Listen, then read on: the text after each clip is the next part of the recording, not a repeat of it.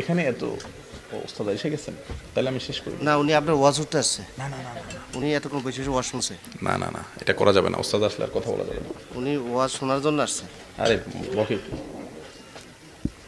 ওস্তাদ একদম উনি এতক্ষণ গাড়িতে বসে বসে শুনছে। না না না,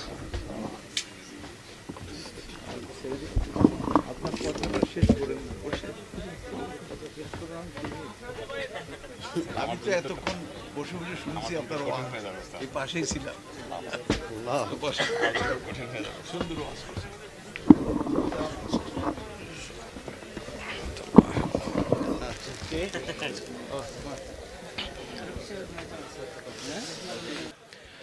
ভাই ওস্তাদের নির্দেশ, একেবারে শর্টকাট নির্দেশ যে আমার আলোচনা চালিয়ে যেতে হবে, যদি আমরা প্রশ্নোত্তর সেশনে ঢুকবো চিন্তা করেছি।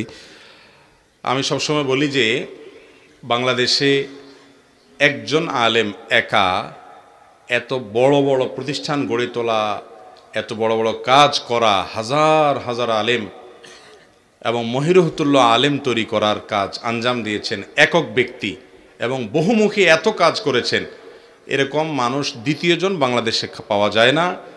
আল্লাহ রাব্বুল আলামিন ওস্তাদ সৈয়দ কামাল উদ্দিন আবদুল্লাহ জাফরি হাফিজাহুল্লাহ তাকে দিয়ে যে কাজ এবং খেদমত নিয়েছেন, আমার অনেক ঈর্ষা হয় যে আল্লাহ রাব্বুল আলামিন তাকে দিয়ে যত খেদমত নিয়েছেন এর ধারে কাছেও এত বহুমুখী খেদমত, এত বড় বড় খেদমত বাংলাদেশে অন্য কাউকে দিয়ে এত বেশি নিয়েছেন বলে আমার জানা নাই।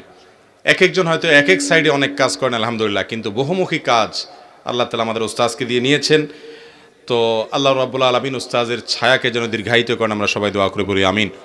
আল্লাহ তাআলা যেন উস্তাজকে দীর্ঘদিন বা হায়াত রাখেন, এবং তার ছাত্র, আমি তো বলি যে আমরা হলাম তার নাতি ছাত্র তুল্য। আমাদের উস্তাজরা হলেন ওনাদের ছাত্রের কাতারের মানুষ, আমরা হলাম ওনাদের নাতি ছাত্র তুল্য। তো এই ধরনের মানুষ, তিনি অনেক স্নেহ এবং অনেক মমতা তরুণদেরকে দিয়ে থাকেন। আমার মতো নাখান্দা নালাকে পর্যন্ত অনেক স্নেহ করেন। তো আমি অন্তরস্থল থেকে সবসময় দোয়া করি, আপনারাও দোয়া করবেন আল্লাহ তাআলা উস্তাজুল আসাতেজা, উস্তাজুল উলামা ফজলাতুল উস্তাজ সৈয়দ কামাল উদ্দিন জাফরি হাফিজাহুল্লাহকে সুস্থতার সাথে সমস্ত ফিতনা বালা মুসিবত, সমস্ত বিপদ এবং সমস্ত সমস্যা থেকে হেফাজত রেখে আল্লাহ তাআলা তার ছায়াকে আমাদের উপর দীর্ঘায়িত করুন আমিন। মোহতারাম হাজিরিন, আমি আর দীর্ঘায়িত করবো না, উস্তাদ চলে আসছেন, তারপরও প্রশ্নগুলো আসতে দিতে হবে। আমি যেটা বলতেছিলাম যে আমাদের তরুণ ভাইরা এখানে সামাজিক গোরস্থানের আয়োজন করেছে, আলহামদুলিল্লাহ। একটা কবরস্থান একটা এলাকার জন্য অত্যন্ত জরুরি একটা বিষয়, ফরজে কিফায়া, কোনো মুসলমান মৃত্যু বরণ করার পর দাফনের ব্যবস্থা করা। তো সে উদ্যোগ এই মাহফিলের আয়োজক তরুণ ভাইরা করেছেন, এবং এখানকার সভাপতি সাহেব principal M A high complex নামে, তার নামে এটা করেছেন। আপনারা এলাকাবাসী সেখানে সম্পৃক্ত হবেন, এলাকার ওলামা একরামকে সেখানে সামনে রাখবেন, তাদেরকে সাথে নিয়ে কাজ করবেন।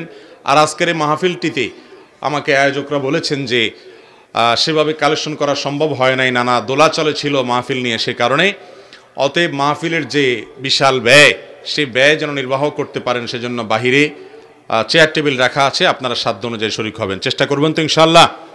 এখনও যদি আপনারা কেউ দিতে চান এখানে দিতে পারেন বা জানাতে পারেন, অথবা আপনার বাইরে যে আপনার টেবিল রাখা আছে সেখানে অংশগ্রহণ করবেন। কারণ আলহামদুলিল্লাহ দিন প্রচারের এই গুরুত্বপূর্ণ কাজে শরীক হওয়াটা এটা সৌভাগ্যের বিষয় ভাই, এটা আল্লাহ রাব্বুল আলামিন সবাইকে তৌফিক দেয় না। অতএব আমরা সবাই চেষ্টা করব তো ইনশাআল্লাহ। যেখানে অন্যান্য সমাবেশে মানুষকে টাকা দিয়ে খানা দিয়ে আনা যায় না, সেখানে দিনই মাহফিলগুলোতে, কোরআনের মাহফিলগুলোতে আপনারা এসেছেন, আপনাদের কেউ টাকা পয়সা দিছে? নিজের খেয়ে আপনারা এসেছেন, আবার নিজের পকেট থেকে আল্লাহকে সন্তুষ্ট করার জন্য দিয়ে যাচ্ছেন। এটাই হলো বাংলাদেশের মানুষের স্বতঃস্ফূর্ত অংশগ্রহণে কোনো অনুষ্ঠানের নমুনা, এদেশের ওয়াজ মাহফিলগুলো, দিনী আয়োজনগুলো, ঠিক না বে ঠিক? আল্লাহ রাব্বুল আলামিন এই আয়োজনগুলোকে শত শত বছর পর্যন্ত, যতদিন বাংলাদেশ বেঁচে থাকে ততদিন পর্যন্ত টিকিয়ে রাখুন, আমরা তো সবাই বলি আমিন। সবাই আমরা ইনশাআল্লাহ বিদিনিল্লাহ মাহফিলের আয়োজনের জন্য আর্থিকভাবে সহায়তা করব, চেষ্টা করব না ইনশাআল্লাহ। বাইরে যে টেবিল চেয়ার আছে সেখানে অংশগ্রহণ করবেন, আর এখানে এখন কেউ দিতে চাইলে স্টেজে পৌঁছায় দিতে পারেন, বা নাম 10,000 15,000 20,000 কেউ বলতে চাইলে নামও বলতে পারেন, এবং কাগজ লিখে চিরকুটে পাঠিয়ে দিতে পারেন এখানে স্টেজে ইনশাআল্লাহ। জাযাকুমুল্লাহ খাইর। আমরা দেরি না করে প্রশ্ন উত্তরে চলে যাই। প্রথম প্রশ্ন, নামাজে দাঁড়ালে বিভিন্ন রকমের চিন্তা আসে, করণীয় কি হবে? দেখুন, আমাদের বেশিরভাগ মুসলমান, বিশেষ করে মুসল্লি যারা নিয়মিত নামাজ আদায় করেন, এই ভাইদের বোনদের প্রশ্ন হলো, অভিযোগ হলো, নিজের ব্যাপারে নিজের অনুযোগ হলো যে নামাজে মনোযোগ থাকে না। আমি একটা কথা বলি যে নামাজে মনোযোগ থাকে না, এর কারণ কি? এর অনেক কারণ আছে। শেখ বিন বাজ রাহিমাহুল্লাহ তিনি নামাজে মনোযোগ না থাকার 33টি কারণ চিহ্নিত করেছেন এবং এটার উপরে একটা আর্টিকেল তৈরি হয়েছে, সেটার বাংলা অনুবাদ করেছি আমি, বিভিন্ন জাতীয় দৈনিকে প্রকাশও হয়েছে। এই কারণগুলোর ভিতরে মূল কারণ যেটা, সেটা হলো সারা দিন রাত 24 ঘন্টার মধ্যে আমাদের চিন্তাতে, মননে, মগজে, মস্তিষ্কে দুনিয়া আর দুনিয়া, শুধু কিভাবে একটু পয়সা কামাবো, কিভাবে একটু দুনিয়ার কোনো ধান্দা হাসিল করব, আখিরাতের চিন্তা আমাদের মাথায় খুব একটা থাকে না। সারাদিন যখন আপনি দুনিয়ার চিন্তা করবেন, তো 5 মিনিট 10 মিনিটের জন্য আপনি যখন নামাজে দাঁড়াবেন, সালাতে দাঁড়াবেন, তখন আপনার ওই ঘুরে ফিরে দুনিয়ার চিন্তাটাই আসবে, সেটাই স্বাভাবিক। এই জন্য আখিরাতমুখী জীবন যাপনের জন্য আমাদেরকে কোরআন এবং হাদিসের ছায়াতলে আসতে হবে, বেশি বেশি করে কোরআনে কারীম বুঝে পড়তে হবে এবং নিজের ভিতরে জুহুদ বা দুনিয়া বিমুখতার যে গুণ, সেটা আনতে হবে। যত বেশি আপনি আখিরাতের চিন্তা সবসময় করতে পারবেন, রাসূল আকরাম সাল্লাল্লাহু আলাইহি ওয়াসাল্লামের জীবনে দেখবেন জিকির প্রতিটা পদে পদে, প্রতিটা পদে পদে। বাসা থেকে বের হচ্ছেন বিসমিল্লাহ, প্রবেশ করতেছেন বিসমিল্লাহ, খাবার শুরু করছেন বিসমিল্লাহ, মাঝে মাঝে আল্লাহর প্রশংসা, শেষে আবার দোয়া, ওযু করছেন বিসমিল্লাহ, সালাতের শুরুতে সালাতটা পুরোটাই জিকির, এভাবে বাজারে যাচ্ছেন বিসমিল্লাহ, ওমরার ইহরাম বাঁধছেন আল্লাহর নাম, হজের ইহরাম বাঁধছেন আল্লাহর নাম, সারাক্ষণ আল্লাহর জিকির তিনি করতেন। কেন? কারণ হলো ইমানদার তার চিন্তা এবং মননে সর্বক্ষণ যখন আল্লাহ তাআলাকে ধারণ করবে, সবসময় যখন আল্লাহর স্মরণ রাখবে, তখন তার নামাজের মধ্যে মনোযোগ অটোমেটিকলি চলে আসবে। সারাদিন শুধু দুনিয়া দুনিয়া দুনিয়া করবেন আর আপনি চাইবেন নামাজের 10 মিনিট দুনিয়ার কোনো চিন্তা আসবে না, সম্পূর্ণ শুধু আখিরাতের চিন্তা আসবে, এটা আসলে বাস্তবসম্মত কথা না। এই জন্য দুনিয়ার যে মোহ, দুনিয়ার যে আপনার নেশা, এটাকে কমায় আনার জন্য দুনিয়া বিমুখ আল্লাহর নেককার বান্দাদের সোহবত এবং সাহচর্য দরকার, কোরআন এবং হাদিস অধ্যয়ন করা দরকার বুঝে বুঝে, এবং দুনিয়া বিমুখতা সম্পর্কে বিভিন্ন বই পুস্তক আছে, সেগুলো পড়া শোনা, এগুলোর মাধ্যমে ইনশাআল্লাহ নামাজে মনোযোগ সৃষ্টি করা সম্ভব হবে। এছাড়া মনোযোগ সৃষ্টি করার জন্য সহায়ক অনেক আমলে পরামর্শ আপনারা বিভিন্ন সময় পেয়ে থাকেন। কি পড়ছেন সেটা বুঝে বুঝে যদি পড়েন, ইনশাআল্লাহ মনোযোগ আসবে। আর ধীরে ধীরে যদি আপনি নামাজ পড়েন, মনোযোগ আসবে ইনশাআল্লাহ। কারণ প্রতিটা রোকনে যদি আপনি দীর্ঘ সময় নেন, তাহলে সেক্ষেত্রে আপনার চিন্তা করার সুযোগ আসবে। আপনি যদি শুধুমাত্র মুরগির ঠোকরের মতো উঠবস করেন, তাহলে আপনি চাইলেও মনোযোগ আনতে পারবেন না। আল্লাহ রাব্বুল আলামিন আমাদেরকে সালাতে খুশু এবং খুজু অবলম্বন করে প্রকৃত অর্থে যেভাবে সালাত আদায় করলে আল্লাহর রেজামন্দি হাসিল হবে, জান্নাত হাসিল হবে, সেই রকম সালাত, যে সালাত আমাদেরকে ফাহশা, অশ্লীল এবং অন্যায় কাজ থেকে বাঁচিয়ে রাখবে, সেরকম সালাত আদায় করার তৌফিক দান করুন, বলুন আমিন। এরপরে প্রশ্ন হলো, পরের জমি যদি রেকর্ড করে খারিজ করে নেয়, অথচ সে 5 ওয়াক্ত নামাজ পড়ে, কোরআন ও হাদিসের দৃষ্টিকোণ আলোকপাত করলে ধন্য হব। দেখুন, কোনো ব্যক্তি যদি অন্যের জমি নিজের নামে করে নেয়, অন্যের আইল ঠেলাঠেলি করে, হারাম উপার্জন করে, আবার লোকটা নামাজও পড়ে, কপালে তার দাগও পড়ে গেছে, মুখে লম্বা দাড়িও আছে, গায়ে লম্বা জুব্বাও আছে, মাথায় মাশাআল্লাহ বড় একটা টুপিও আছে, আবার হজ উমরাও করে, এই টাইপের মুসলমানরা আত্মপ্রবঞ্চনার শিকার, নিজেকে নিজে প্রতারণা করছেন। তিনি মনে করেন তারে নামাজ রোজা, তার এই সমস্ত নেকামল তাকে জান্নাত পাইয়ে দিবে। বান্দার হক যে ব্যক্তি নষ্ট করবে, সে আল্লাহর হক যদি শতভাগ আদায় করে আর বান্দার হকে যদি কোনো তোয়াক্কা না করে, বেপরোয়া হয় আর বান্দার হক নষ্ট করে, তো কিয়ামতের দিন আল্লাহ রাব্বুল আলামিন তার এই বান্দার হক নষ্ট করার অপরাধ মাফ করবেন। মুসনাদ আহমদের বর্ণিত হাদিস নবী করিম সাল্লাল্লাহু আলাইহি সাল্লাম বলেছেন, আল্লাহর আদালতে 3 ধরনের মামলা উঠবে। এক ধরনের মামলার কোনো শুনানি হবে না, সেটা হলো শিরক, শিরকে আকবর করে মারা গেলে বিনা হিসাবে জাহান্নাম, কোনো কথা শোনা হবে না। আরেকটা হলো আল্লাহবাদী মামলা, আল্লাহর হক নষ্ট করেছেন, নামাজে ত্রুটি করেছেন, রোজায় ত্রুটি করেছেন, হজে ত্রুটি করেছেন, এগুলোর ব্যাপারে আল্লাহ চাইলে বান্দাকে মাফ করে জান্নাত দিতেও পারেন, সেই সম্ভাবনা আছে। আর চাইলে আল্লাহ তাআলা শাস্তি দিয়ে তারপরে মাফ করতে পারেন। আর তৃতীয় মামলা হলো বান্দাবাদী মামলা, কোনো মানুষের হক নষ্ট করেছেন, কোনো মানুষের অধিকার নষ্ট করেছেন, এটা যদি হয় তাহলে এই মামলার ব্যাপারে আল্লাহ বলবেন এটার শুনানি হবে যার হক নষ্ট করেছো তার সাথে, সে যদি তোমাকে মাফ করে তো ভালো, আর না মাফ করলে নাই। আর কিয়ামতের ময়দানে বাপ সন্তানকে, সন্তান বাপকে, স্বামী স্ত্রীকে, স্ত্রী স্বামীকে, বন্ধু বন্ধুকে, কেউ কাউকে মাফ করবে না।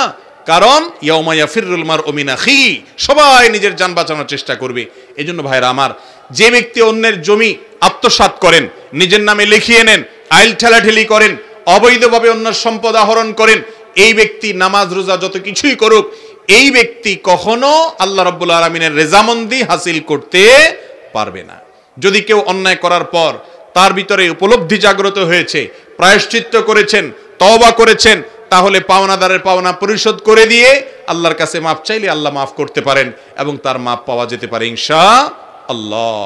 আমাদের সমাজে অনেক ভাইরা আছেন ইসলাম বুঝতে ভুল করেছেন। তারা মনে করেন ইসলাম মানে হলো শুধুমাত্র নামাজ রোজার নাম। ভাইরা আমার, নামাজ রোজার পাশাপাশি বান্দার হকের বিষয়ে অনেক বেশি কি থাকতে হবে, সচেতন সতর্ক থাকতে হবে। বরং আপনি যদি ফরজ কাজগুলো করেন, নফল কাজ বেশি না করেন, মানুষের হক নষ্ট করার ব্যাপারে সাবধান থাকেন, কারোর হক নষ্ট না করেন, আপনি জান্নাতি হওয়ার সম্ভাবনা অনেক জোরালো। আমি ভুল বললে ওস্তাদ ঠিক করে দিবেন এখানে ইনশাআল্লাহ। আর পক্ষান্তরে অনেক নফল আমল করেন, জিকির আজকার করেন, দোয়া দুরুদ করেন, মাশাআল্লাহ তাসবিহ তাহলিল করেন, কোরআন তেলাওয়াত করেন শুনেন, ওয়াজ মাহফিল করেন শুনেন, আবার ওয়াজ মাহফিলে টাকা পয়সাও দান করে দেন, আর এদিকে মানুষের হক নষ্ট করেন, তাহলে আপনার জান্নাতে যাওয়ার সম্ভাবনা একেবারেই ক্ষীণ। ভাইরা আমার, আমাদের সমাজে মানুষ মনে করে টাকা হইলে বাঘের কল্লাও পাওয়া যায়। অতএব আগে পয়সা কামায় নেই, টিন চুরি করে, গম চুরি করে, হারাম উপার্জন করে, বিভিন্নভাবে অন্যায়ভাবে ঘুষের মাধ্যমে, সুদের মাধ্যমে মানুষের জমি জমা আত্মসাৎ করে টাকা পয়সা কামাই করে নেই।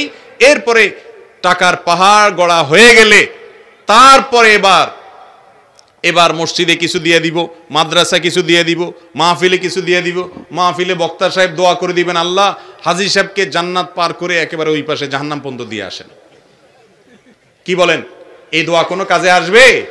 দুনিয়ার সব হুজুর, হারামাইনের ইমাম সাহেবরা সবাই মিলে যদি চিৎকার করে করে কাঁদে এই লোকের জন্য, এই হারামখোরের জন্য, তো আল্লাহ রাব্বুল আলামিনের কাছে এই দোয়া অন্তত মানুষের হক থেকে মুক্তি লাভের জন্য চুল পরিমাণ কোনো সহায়ক ভূমিকা রাখবে না।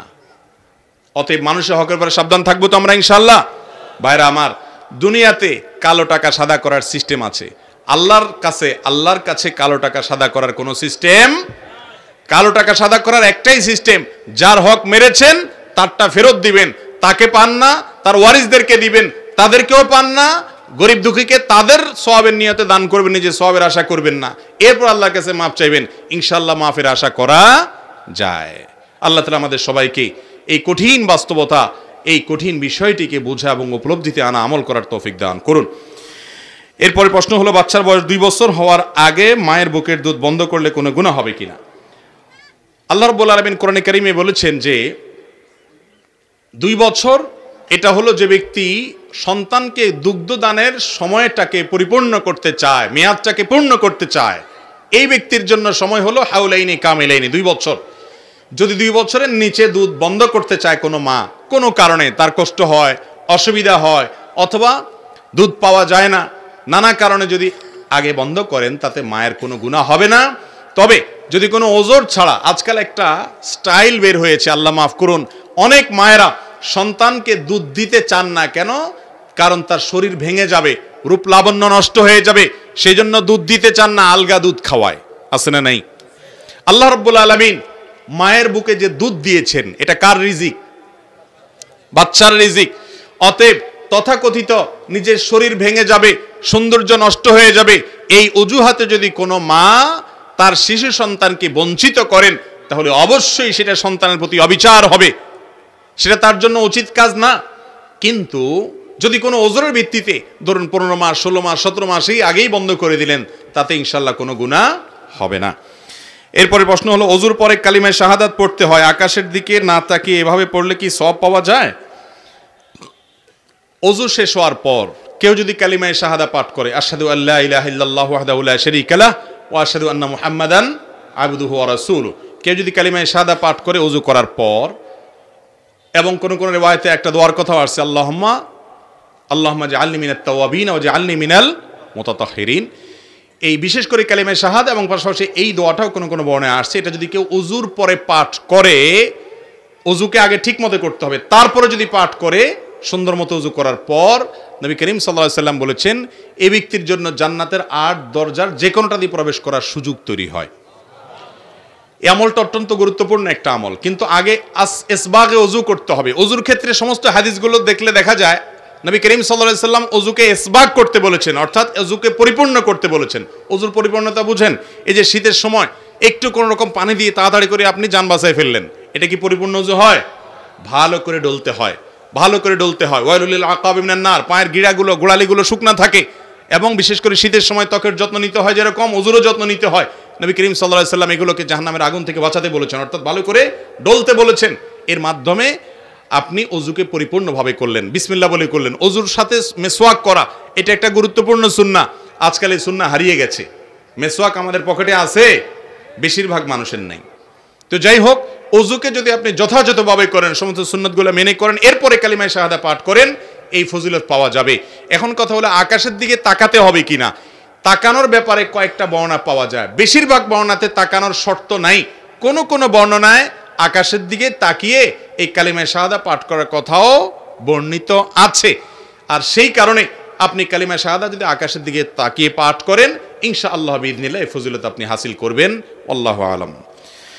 এরপরে প্রশ্ন হলো, কোরআন তেলাওয়াতের সময় যে সিজদা পরে এর সাথে সাথে কি সিজদা দিতে হবে নাকি পরে দিতে হবে?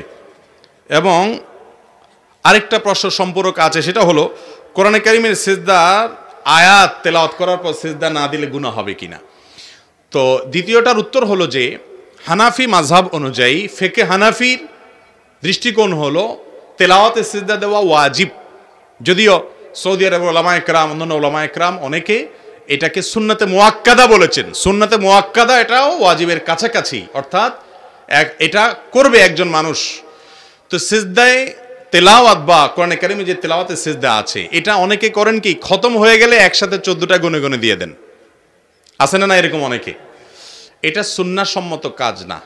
সুন্নাত হলো সাথে সাথে দেওয়া। আমরা সিজদার আয়াত তেলাওয়াত করার পরে সিজদা কেন দেই? এর কারণ হলো, যেই সিজদার আয়াত পড়ার পর আমরা সিজদা দিচ্ছি, ওই সিজদায় হয়তো বলার নির্দেশ আছে, আল্লাহ নির্দেশ করেছে তোমরা সিজদায় লুটিয়ে পড়ো। এই জন্য সাথে সাথে আমরা ব্যবহারিক সিজদা দিয়ে আল্লাহর নির্দেশটা বাস্তবায়ন করি। এটা আপনি একদিন করে পড়লে তো আর ওইটার সেই বাস্তবতা, যথার্থতা থাকলো না। আবার কখনো কখনো আল্লাহর কোনো নেককার বান্দা আল্লাহর কোনো নেয়ামত পেয়ে সিজদায় লুটিয়ে পড়েছেন, সেই বিবরণ শোনার পর আমরাও সিজদায় লুটিয়ে পড়ে তার সাথে সাদৃশ্য গ্রহণ করার চেষ্টা করি। তো এই জন্য সিজদার আয়াতগুলো যখন পড়বো সাথে সাথে দেওয়াটা উত্তম, পরে দিলেও আদায় হয়ে যাবে।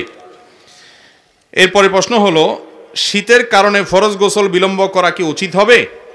ভাই, নামাজকে বিলম্ব করার কোনো সুযোগ নেই, নামাজ আদায় করতেই হবে।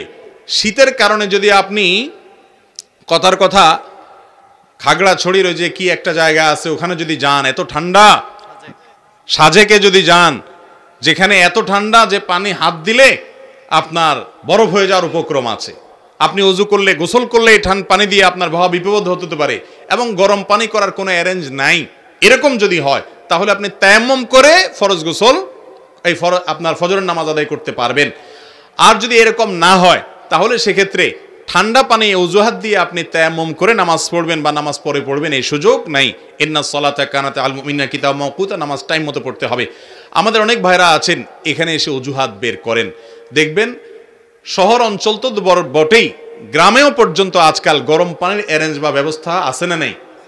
যদি থাকে তাহলে তায়াম্মুম করার সুযোগ নাই, গরম পানি দিয়ে আপনাকে ওযু এবং গোসল সারতে হবে। আর ফরজ গোসল শীতের অজুহাত দিয়ে, ঠান্ডার অজুহাত দিয়ে আপনি কোনো অবস্থাতেই ওয়াক্তের পরে আদায় করতে পারবেন না। নামাজ আপনাকে পড়তেই হবে, এমন একটা ইবাদত যেটার কোনো বিকল্প নাই। সোজা কথা, যতক্ষণ সেন্স আছে ততক্ষণ পড়তে হবে। সেন্সলেস হয়ে গেছেন, বেহুশ হয়ে গেছেন, ভিন্ন কথা। সেন্স আছে, নামাজ মাফের কোনো সিস্টেম নাই। দাঁড়ায় না পারলে বসে, বসে না পারলে শুয়ে, ইশারায় যেভাবে পারেন সেভাবে। কেবলার দিকে মুখ করতে পারছেন না তো যেদিকে পারেন সেদিকে, কেবলা কোন দিকে জানেন না অনুমান করে করবেন। সতর ঢাকার মতো কাপড় নাই তো বসে বসে পড়বেন, কিন্তু নামাজ আপনাকে পড়তেই হবে, কোনো মাফ নাই যতক্ষণ সুস্থ আছেন। হাসপাতালে বেডেও পড়তে হবে। এই জন্য সামান্য ফরজ গোসল হয়েছে শীতের দিনে, সেই অজুহাতে নামাজ 7টা-8টা বাজে উঠে ওয়াক্তের পরে আদায় করার কোনো সুযোগ নাই। এরপর প্রশ্ন হলো, জন্ম নিয়ন্ত্রণ সম্পর্কে ইসলাম কি বলে? নবী করিম সাল্লাল্লাহু আলাইহি সাল্লাম বলেছেন, তাজাওয়াজুল ওয়াদুদ আল ওয়ালুদ ফাইন্নী মুকাসিরুম বিকুমুল উমাম। তোমরা এমন নারীকে বিয়ে করো যে নারী, যার মধ্যে অনেক ভালোবাসা থাকে, যে ব্যক্তি স্বামীকে অনেক বেশি ভালোবাসবে বলে মনে হয়, তার বংশের মেয়েদেরকে দেখে অনুমান করা যায় যে বংশের মেয়েদের সন্তান বেশি হয়, ভালো হয়, এরকম মেয়েদেরকে বিয়ে করো। কারণ কিয়ামতের দিন তোমাদের সংখ্যাধিক্য নিয়ে আমি ফখর করব, গর্ব করব। এই জন্য সচরাচর এবং সাধারণ অবস্থাতে জন্ম নিয়ন্ত্রণ করবেন না একজন মুসলমান। একজন মুসলমান জন্ম নিয়ন্ত্রণ করতে পারেন যদি তার এই মুহূর্তে বাচ্চা হলে এই বাচ্চা লালন পালন করতে যে পরিবেশে আছে সেই পরিবেশে হিমশিম খেতে হবে। কঠিন জায়গা, তারা কথার কথা জেলখানাতে আছেন বা এমন জায়গাতে আছেন এখানে বাচ্চা একটা আছে, আরেকটা বাচ্চা হলে তাকে ধরার লোক থাকবে না, মায়ের জন্য কষ্ট হবে, অথবা এই মুহূর্তে বাচ্চা কনসিভ হলে মায়ের স্বাস্থ্যের বড় কোনো ক্ষতি হবে, এক কথায় বড় কোনো বিপদ হতে পারে বা বড় কোনো সমস্যা আছে। এইরকম পরিস্থিতিতে সাময়িক জন্ম নিয়ন্ত্রণকে ওলামা একরাম জায়েজ বলেছেন। কিন্তু কি খাওয়াবো, বেতন কম, ইনকাম কম, এই উদ্দেশ্যে বা এই কারণে যদি কেউ জন্ম নিয়ন্ত্রণ করেন তাহলে সেটা কোনো আলেমের মতেই জায়েজ নাই। কারণ জন্ম নিয়ন্ত্রণ সম্পর্কে আল্লাহ রাব্বুল আলামিন স্পষ্ট বলেছেন, তোমরা তোমাদের সন্তানদের হত্যা করবে না, কারণ আমি তোমাদের কাছ থেকে রিজিক চাই না, তোমাদের এবং সন্তানদের সবার রিজিক বরং আমি দিব। আল্লাহ রাব্বুল আলামিন চতুষ্পদ জন্তুর রিজিক দেন কি দেন না? ওমা মিন দাব্বাতিন ইল্লা আলাল্লাহি রিজকুহা। অতএব এই রিজিকের ভয়ে যারা জন্ম নিয়ন্ত্রণ করে এরা আল্লাহর প্রতি সুধারণা রাখে না, তারা আল্লাহকে চিনে না। ইমানদার কখনো এই চিন্তা জন্ম নিয়ন্ত্রণ করলে সেটা জায়েজ নাই, সেটা হারাম। আর যদি স্থায়ী কোনো পদ্ধতি, লাইগেশন ইত্যাদি এই সমস্ত পদ্ধতি অবলম্বন করেন যে স্থায়ীভাবে জন্ম নিয়ন্ত্রণ করলেন কখনো আর সন্তান নেওয়া যাবে না, সেটাকে ওলামা একরাম কি বলেন? নাজায়েজ এবং হারাম বলেন। শুধুমাত্র সাময়িক সমস্যার ভিত্তিতে, পরিবেশগত কারণে, স্বাস্থ্যগত কারণে আপনি বিভিন্ন বিরতিতে জন্ম নিয়ন্ত্রণ করতে পারেন। সেটা 2 বছরের জন্য হতে পারে, 2 মাসের জন্য হতে পারে, যতদিন পর্যন্ত অসুবিধা থাকে ততদিন পর্যন্ত করতে পারেন। এরপরে প্রশ্ন হলো, আমাদের সমাজে অনেক টাকা বিয়ের কাবিন বাড়ার প্রচলন আছে, এর সম্পর্কে ইসলাম কি বলে? মোহর অনেক বেশি হওয়া বিয়েতে এটা কোনো বিয়ের কল্যাণকামিতার জন্য পূর্ব শর্ত না, বরং বিয়ের মোহরের সম্পর্কে বিভিন্ন রিওয়ায়াত হাদিসে আসছে, সেগুলো থেকে দেখা যায় যে বিয়ের মোহর অনেক বেশি না হওয়াটাই হলো বরকতময়। মিনিমাম নীল কি জানি রিওয়ায়াতটা না, আইসারু ইন্না আযমান নিকাহি বারাকাতান আইসারুহা মাউনাতান। যে বিয়েতে মোহর বা খরচ খরচা কম হয় ওইটা তত বেশি বরকতময় হয়। ওই যে বড় বড় নায়ক নায়িকা এবং মডেলদের বিয়ে দেখবেন, কোটি কোটি টাকা খরচ, বিশাল আয়োজন, 2 মাস 3 মাস না যেতেই বেশ ভেঙে গেছে, মেড ইন চায়নার মতো, ঠিক না ঠিক? আর আপনার বাপ চাচাদেরকে জিজ্ঞাসা করেন বিয়েতে 20 টাকা 50 টাকা খরচ করছে কিনা সন্দেহ, কিন্তু মাশাআল্লাহ সুপারগুলোর মতো শক্ত মোহাব্বত, ঠিক না ঠিক? বিয়েতে খরচ অনেক বেশি করলে, জাকজমক করে করলে, বিয়ে করলে আমরা মনে করি বিয়ে টিকে না। বিয়েতে বরকত হয় তখন বেশি যখন বিয়েতে খরচের পরিমাণ অনেক কম থাকে। মেয়ের বাবারা 10 লাখ 20 লাখ 30 নিচে রাজি হয় না, কারণ হলো যে যদি তালাক দিয়ে দেয় অন্তত টাকাগুলো তো পাওয়া যাবে। আগে থেকেই যখন এই খারাপ চিন্তা, নেতিবাচক চিন্তা, তো সে বিয়ে তো ভাঙবেই, ঠিক না ঠিক? এই জন্য মোহরকে কমায় দেওয়ার চেষ্টা করতে হবে। যদি মোহর বেশি হওয়াটা কল্যাণের হতো তাহলে মুহাম্মদ সাল্লাল্লাহু আলাইহি সাল্লামের মেয়েদের বিয়েতে অনেক মোহর হতো। হ্যাঁ, কোনো ছেলের অ্যাবিলিটি আছে আলহামদুলিল্লাহ, তিনি আবার তার স্ত্রীকে দেওয়ার ব্যাপারে কার্পণ্য করবেন না। অনেক লাখপতি কোটিপতিকে দেখা যায় যে টাকার অভাব নাই মাশাআল্লাহ, বিয়ের ক্ষেত্রে সে ওই স্ত্রীকে 20,000 25,000 খোঁজে, এরকম আছে না নাই? তো সেটাও থাকা উচিত না। কিন্তু বিয়েতে দেখা যায় যে ছেলে 10,000 20,000 টাকা কামাই করে কিন্তু মোহর না 50 লাখ 1 টাকা, 10 লাখ 2 টাকা, 10,000 টাকা বাইর করা কঠিন, তার থেকে 10 লাখ টাকা মোহর ধরে বসে আছে। এগুলো কখনো শরীয়তের কাছে প্রশংসনীয় নয়। বিয়ের মধ্যে উকিল বাবা সম্পর্কে ইসলাম কি বলে? উকিল বাবা হলো ফেক বাবা, 2 নম্বর বাবা। এ বাবার কোনো অবস্থান ইসলামে নাই। যুবক যারা বিয়ে করবেন খবরদার বিয়েতে কোনো এই 2 নম্বর বাবা রাখবেন না। আমাদের এই অঞ্চলে 2 নম্বর বাবার পরিমাণ অনেক বেশি। আপনার জন্মদাতা বাপ জাজ্জল্যমান বেঁচে আছেন, যদি মরে যান আম্মুর রজুলে সিমু আবি, আপনার চাচা আছেন বাপের মতো, হাদিস বলছে। আপনার দাদা আছেন, তিনি আপনার বাপের জায়গায়, বড় ভাই আছেন, সেখানে আবার কোত্থেকে কোন নকল বাপ আসছে? জলজন্ত বাপ বসা বিয়ের মজলিসে আরেক বেটার ডাইকায় না বলে যে উনি হলেন উকিল বাপ।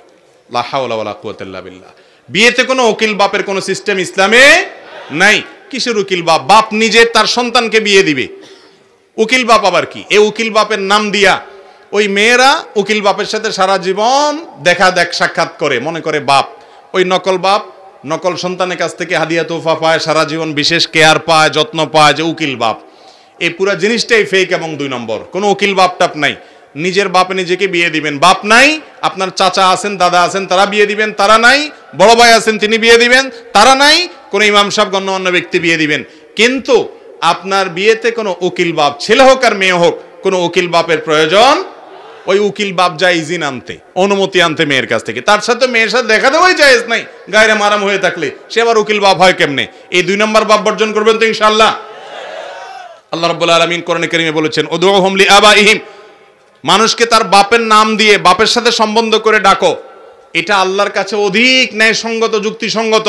যে বাপ না, এই লোক কিভাবে বাপ হবে? শ্বশুরকে বাপ বলা হয় সম্মানার্থে, সেটার আবার নাজায়েজ ফতোয়া দিয়েন না। ওইটা সম্মানার্থে বলা হয়, ওইটা হাকিকি অর্থে বলা হয় না। কিন্তু উকিল বাপ নাম দিয়া যে উকিল বাপ বানাইছেন, বিবাহের জন্য মোহর এবং বিবাহের জন্য ইজাব কবুল, এগুলো বিবাহের আনুষঙ্গিক বিষয়। বিবাহের আনুষঙ্গিক বিষয়ের মধ্যে উকিল বাপ নামের কোনো জিনিস নাই, এটা পুরোটা ভুয়া। অতএব বর্জন করবো তো আমরা ইনশাআল্লাহ। এরপরে প্রশ্ন হলো, গর্ভ অবস্থায় স্বীকার করলে কি গুনাহ হবে? এই গর্ভবতী মেয়েদের ব্যাপারে যত 2 নম্বর ফতোয়াবাজি আমাদের দেশে হয়, এত ফতোয়াবাজি আর কারোর ব্যাপারে হয় না। সবচেয়ে বেশি ফতোয়ার শিকার হলো নিরীহ ইমাম সাহেবরা আর মহিলারা। যত 2 নম্বর ফতোয়া আছে সব সেখানে জারি হয়। গর্ভবতী নারী বেচারি, এটা নতুন করে শুনলাম, কি বললো, স্বীকার করতে পারবে কিনা, এক জায়গা বলে জবাই করতে পারবে কিনা, কোথাও বলে গর্ভাবস্থায় কোনো কিছু কাটাকাটি করতে পারবে কিনা। অনেকে বলে যে গর্ভাবস্থায় মেয়ে যদি, গর্ভবতী মা যদি বাঁকা হয়ে শোয় তাহলে সন্তান বাঁকা হয়ে যাবে। এত কুসংস্কার আর এত বিভ্রান্তিমূলক বিশ্বাস আমাদের মধ্যে আছে। ইমানদার কখনো কুসংস্কারের জন্য বিশ্বাসী হতে পারে না। কোরআনে নাই, নবী করিম সাল্লাল্লাহু আলাইহি ওয়াসাল্লাম সুন্নায় নাই। সেই কথা ইমানদার বৈজ্ঞানিকভাবে অভিজ্ঞতা দ্বারা প্রমাণিত না হলে সেরকম কোনো কথাকে বিশ্বাস করবে না। গর্ভবতী নারী অন্য সময় যা করতে পারবেন, গর্ভাবস্থায়ও তার সবকিছুই কি, আপনার গর্ভাবস্থায় সূর্যগ্রহণ অবস্থায় সবকিছু করতে পারবেন। অতএব এই সমস্ত মন গড়া কথাবার্তা বলা যাবে না। সূর্যগ্রহণ অবস্থায় গর্ভবতীরা করতে পারবে না, সাধারণ অবস্থায় গর্ভবতীরা করতে পারবে না। গর্ভবতী নারীর জন্য অন্য সময় যা করা যায়, যে সময় করা যায়, তার স্বাস্থ্যের যেন ক্ষতি না হয়, গর্ভস্থ সন্তানের জন্য ক্ষতি না হয়, সেজন্য চলাফেরার সতর্ক হবেন, বাস। এছাড়া বিশেষ কোনো সতর্কতা নাই। নিজের স্ত্রীর গায়ে অনেকে হাত তোলে, যা বর্তমান সমাজের ব্যাধিতে রূপান্তর হয়েছে, এ সম্পর্কে ইসলাম কি বলে? স্ত্রীর গায়ে হাত তোলে, আবার অনেক সুযোগ বুঝে অনেক বউও হাত তোলে স্বামীর গায়ে। শুধু একচেটিয়া বললে হবে না তো। নারী নির্যাতন বেশি হলে কি হবে? পুরুষ নির্যাতনও আজকাল হয়। ওই বেচারা তো বলতে পারে না, শর্মে ভিতরে ভিতরে শেষ হয়ে যায়। আর যে সময় আসছে এখন ওই নারী নির্যাতনের মতো পুরুষ নির্যাতনে আরো তরতর করে বাড়তেছে। যাই হোক ভাইরা আমার, বিশেষ করে মেয়েদের গায়ে হাত তোলা, প্রহার করা, অমানবিক আচরণ করা, এগুলা কোনো ভালো মুসলমানের গুণ হতে পারে না। অন্যায়মূলকভাবে যদি তার উপরে এই অত্যাচার করা হয়, তাহলে সে অত্যাচারের কারণে আল্লাহর কাঠগড়ার আসামি হতে হবে, কবিরা গুনাহে লিপ্ত হবে স্বামী। আল্লাহ বলেছেন, ওয়াশিরুহুন্না বিল মারুফ, মেয়েদের সাথে, তোমাদের স্ত্রীদের সাথে তোমরা ভালো ব্যবহার করো।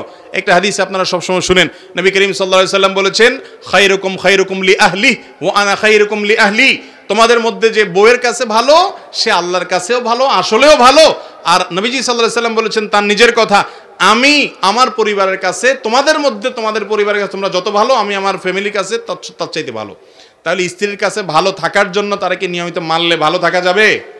বউ বলবে ভালো, অত্যাচার করবেন, কথা গালমন্দ করবেন, অবিচার করবেন, এরপর যদি বলেন যে হুজুর ওয়াজ করছে, হাদিসে নাকি আছে বউ যাকে ভালো বলে সে আসলে আল্লাহর কাছে ভালো, তুমি আমার সম্পর্কে কি বলো? স্ত্রী দেখবেন ফিক করে হাসে দিস, কারণ বলবে যে তোমার মতো বেয়াদব, অমানুষ, জালিম আর কে আছে আমি তো জানি। ভয়ে হয়তো কিছু বলতে পারে না, ফিক করে হাসে দিলে বুঝবেন যে অবস্থা খারাপ আছে আপনার। কথা বুঝতে পারছেন? হইছে। কিন্তু কখনো গায়ে হাত তোলা তো পরের কথা, নাউজুবিল্লাহ, তিনি কখনো রুষ্ট কোনো আচরণ তার স্ত্রীদের সাথে করেন না। আল্লাহ নির্দেশ কোরআনে, ওয়াশিরুহুন্না বিল মারুফ, বউদের সাথে স্ত্রীদের সাথে সুন্দর সদাচরণ করবে। উল্টাপাল্টা একটু হবেই। আয়েশা রাদিয়াল্লাহু তাআলা আনহা বয়স কম ছিল, আটা ছেনে রেখে দিতেন, ওই যে ছাগল মুরগি ইত্যাদি এসে মুখ দিয়ে দিত, প্রায় সময় এরকম হতো, আরো কিছু হতো, বয়স কম। কিন্তু নবী করিম সাল্লাল্লাহু আলাইহি সাল্লাম কখনো রুক্ষ আচরণ করেন নাই। মা আবান নবী সাল্লাল্লাহু আলাইহি সাল্লাম আত-তাআমা কাত্তু, শামাইলে তিরমিজি শরীফ হাদিস কিতাবে আসছে, নবী সাল্লাল্লাহু আলাইহি সাল্লাম কখনো তার জীবনে কখনো তিনি খাবারের দোষ ধরতেন না, কখনো না। আর আপনি প্রতি বেলায় দোষ ধরেন, ঠিক না ভাই? ঠিক, প্রতি বেলায় দোষ ধরেন, এমনি করলেও দোষ, এমনি করলেও দোষ, বাইরেরটা আপনার ভালো লাগে, ভিতরে এসে বদনামি করেন। এই রোগটা আমাদের আছে না নাই? কোন এলাকার হুজুরে বলে দাওয়াত দিছে, তো ওই হুজুরের যেই দাওয়াত দেখ মহিলারা যত ভালো করে রাঁধুক একটা দোষ ধরে, পরে এক মহিলা খুব শিক্ষিত ওই এলাকাতে আসছে, নতুন বিয়ে হয়েছে, সে বলে যে আচ্ছা দেখি মৌলভী সাহেব কি কি দোষ ধরে, সবগুলা লিস্ট করে ওই সব দোষগুলো থেকে মুক্ত করে একবারে এমনভাবে রানছে যে ওই দোষগুলো কোনটা ধরতে, হুজুর কোনটা কোনটা ধরে সবগুলো তার রপ্ত করা হয়ে গেছে। এরপরে খাওয়াইয়া দাওয়াত দিয়ে বলে হুজুর বলেন আজকে কি সমস্যা, ঠিক হয়েছে কি না। তখন হুজুর দেখছে যে দোষ তো আসলে কোনোটা নাই, বলতেছে এত ভালো ভালো না, অর্থাৎ একটা দোষ ধরতে হবে। তো অনেক স্বামী আছে এই চরিত্রের, বউয়ের কোনো দোষ না পাইলে খোসায়া বলবে যে এত ভালো ভালো না, আছে না এই রোগের রোগী। আল্লাহ তাআলা আমাদেরকে মানুষ হওয়ার তৌফিক দান করুন। ভালো মানুষ না হলে ভালো মুসলমান হওয়ার সুযোগ নাই। শুধুমাত্র কপালে সিল লাগায় ফেললেন, সেজদা দিতে দিতে জিকির আজকার অনেক বেশি করে ফেললেন, ভাইরা আমার এটাই দিনদারি নয়। আপনারা একটু আগেই শুনলেন আখলাক, এটা হলো মানুষকে সবচেয়ে বেশি জান্নাতে নিয়ে যাবে। আকসারু মা ইউদখিলুন নাসাল জান্নাহ তাকওয়াল্লাহি ওয়া হুসনুল খুলুক। অতএব স্ত্রীর সাথে ভালো আচরণ করবো তো ইনশাআল্লাহ। ভাইরা আমার, আমার সময়ের চাইতে অনেক বেশি সময় হয়ে গেছে, আর উস্তাদের সামনে আমার কথা আর আসতেছে না। প্রশ্নোত্তর যেগুলো দেওয়ার সুযোগ হলো দিলাম।